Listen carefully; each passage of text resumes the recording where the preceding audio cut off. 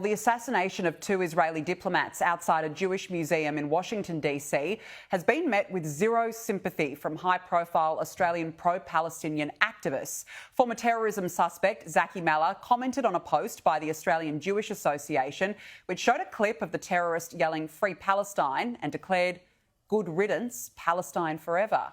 Meanwhile, feminist Clementine Ford shared a post by independent Australian journalist Caitlin Johnston that read, "Two Israeli embassy staff getting shot in Washington, D.C. is less newsworthy than tens of thousands of Palestinians being killed in Israel's genocidal land grab. It is less important. It deserves less attention. It's not the main story.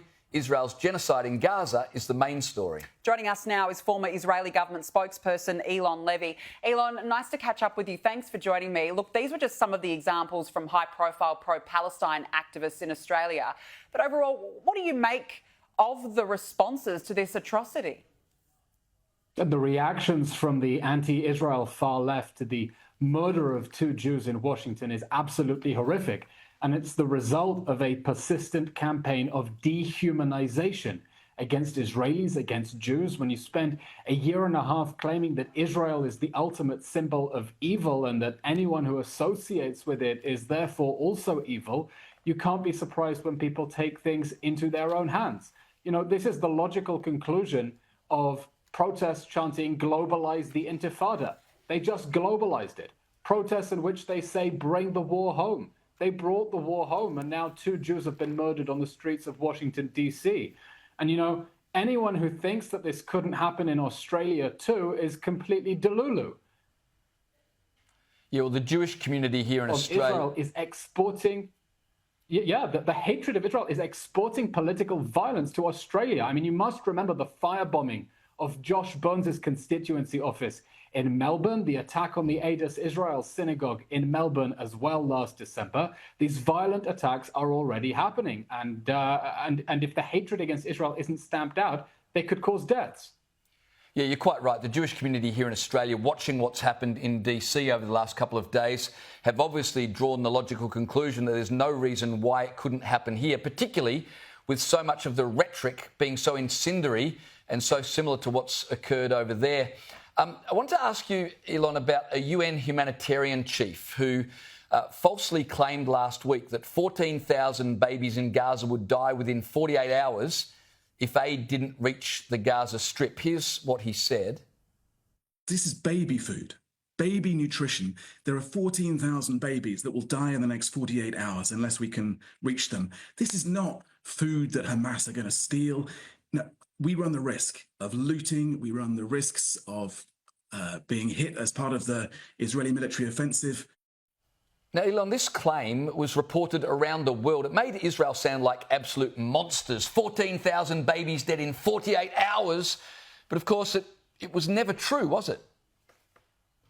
Has Tom Fletcher resigned yet? Has any government ordered his resignation for spreading the biggest piece of fake news this year that sparked a media panic around the world? It's ridiculous. You know, there was a report that claimed that if nothing changes, 14,000 children may face malnutrition in the space of a year, which is terrible. But Tom Fletcher took that and spun it into 14,000.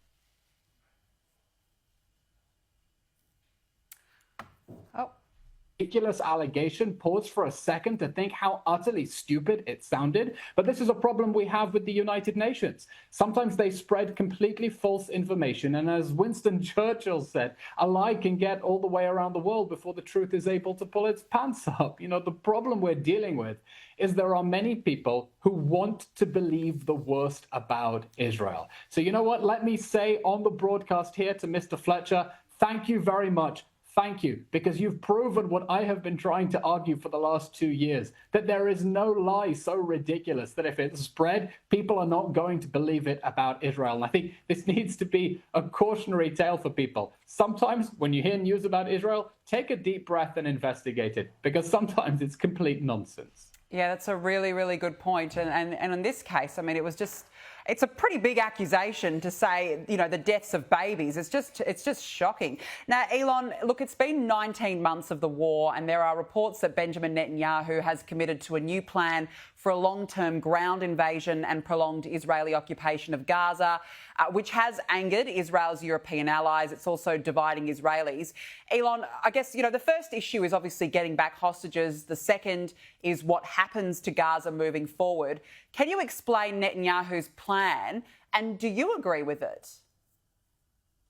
Israeli society is now really divided over the course of the war. This has been going on for 19 months, and Israelis want this war to be over.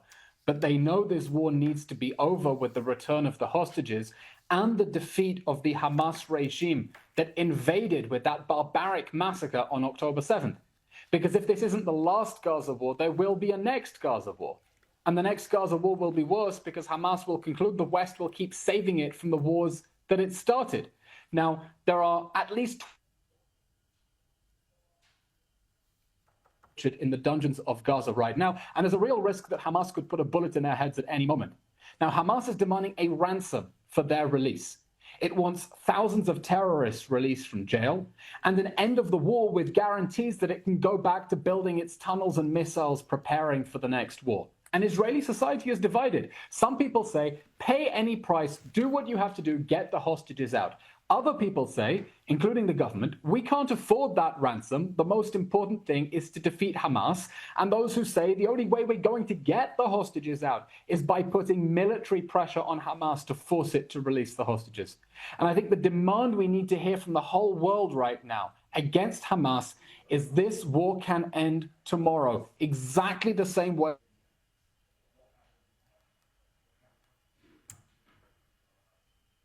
Go into exile, release the hostages, and we can put this horrible war behind us and move forward, hopefully, to a future of peace in our region. Well, we're all absolutely praying for that, Eylon Levy. Thank you for your time tonight, and we, as always, wish you all the best.